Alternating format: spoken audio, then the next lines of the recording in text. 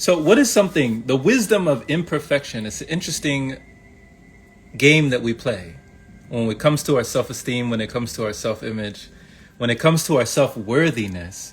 We play this game of imperfection. Some people hate their imperfections, their flaws, their blemishes, right?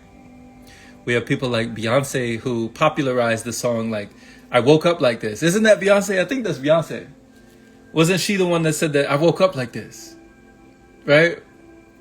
And so giving people the power to say, hey, you know, I woke up like this.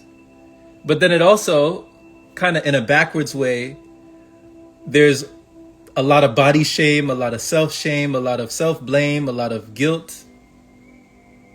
What if you don't wake up like Beyonce? What if you don't wake up like Solange? What if you don't wake up like Willow and all these people that, you know, you might look up to, or celebrities and singers and actors and actresses? And do they really wake up like that?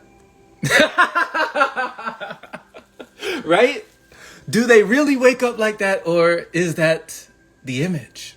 Is that what we play into? Is that reality?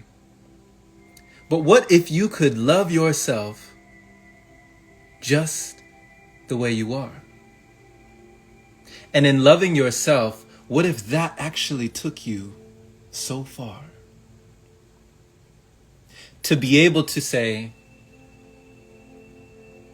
I woke up today, and however I look, that's okay, right? Loving yourself in your own unique way. Loving the divinity in you. Namaste, right? I think there's a saying that the divinity in me bows to the divinity in you. And there's divinity in each and every one of us. If you can think of us as souls or pieces of the one soul, the one song, the one love, the one heart, right? Bob Marley, one love, one heart, one destiny, right? One love, one heart, one destiny, the one. You are a shard that broke off of the one. So to have breath in your body, you've only begun. To inspire another, all it takes is just one. And people may see your glory, but they really don't know your story. So if you embrace all of your imperfections, what if that would be a beautiful connection? So this topic inspired a lot of introspection for me, and I just wanted to see how you resonate with it. Is it hard to embrace what we think is imperfect? If we see ourselves differently, does it mean we're not worth it? So that's the question that came up today. What is something about you that you find challenging? And what is something about you that you actually love? Right? An imperfection, a blemish or perceived flaw that actually, when you flip it around, makes you in awe. You are in awe of yourself when you see yourself in a new way, right? So this is the wisdom of Kintsukuroi.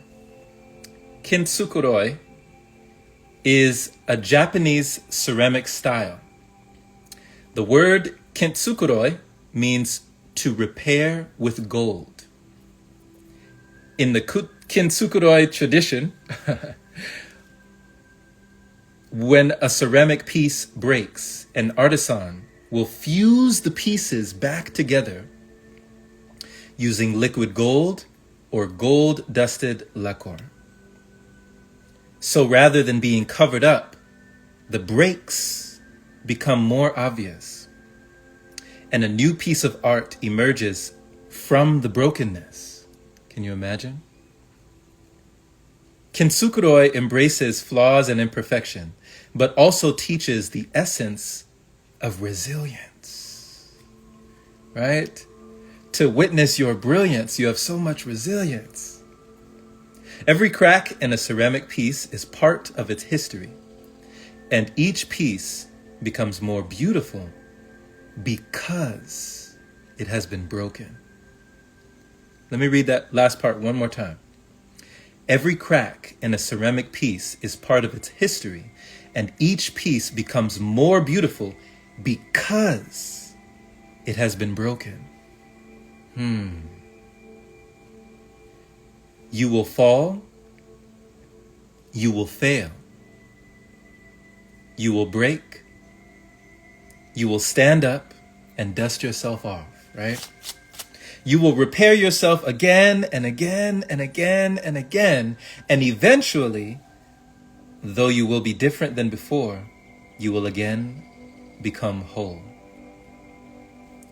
You will be even more beautiful precisely because of all this.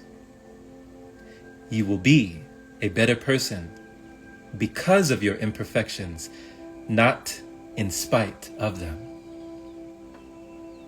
So, how does this make you ponder? What does this make you wonder? Right? When you're thinking of all your imperfections, all the perceived reflections, and all the damaging projections, right? Do you find a deeper connection when you embrace your imperfections? If you can look back on your own recollections, what have been the most priceless flaws and imperfections? The things that make you you. The things that no one else can do, right? That because of what you went through, you became so much more. That because who you are now, there is so much in store, right? What are the perceived imperfections, the things you had to go through in order to witness yourself in a new way in what you had to grow through? What can you say, I'm thankful for now? Because it taught me why, and I'm discovering how, right?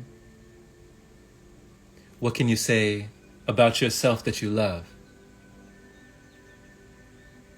And when it comes to your health, would you put nothing above? Who would you be if you weren't who you are? Even if there's darkness, you shine bright like a star. In fact, we wouldn't be able to see the stars if it weren't for the night. So even in darkness, everything is all right. Blessings to you, my friend. Much love. Thank you for listening.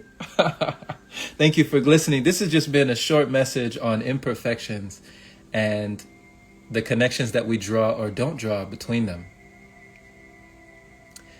The loving words we speak or don't speak when we mean them. What can you say that needs to be heard by you? And if all you have left is love, what do you do? So blessings. Nabiha says, what doesn't kill you makes you stronger. Hey. You are already strong. And when you love on yourself, you cannot go wrong. Your words that you speak are like a magic wand. They can either tear you down or they can take you beyond, right? So, always much love. Thank you so much. Share this with someone who needs to hear it. You know, keep that grateful, thankful spirit. Embrace yourself in a whole new way. Wishing you a great rest of your day.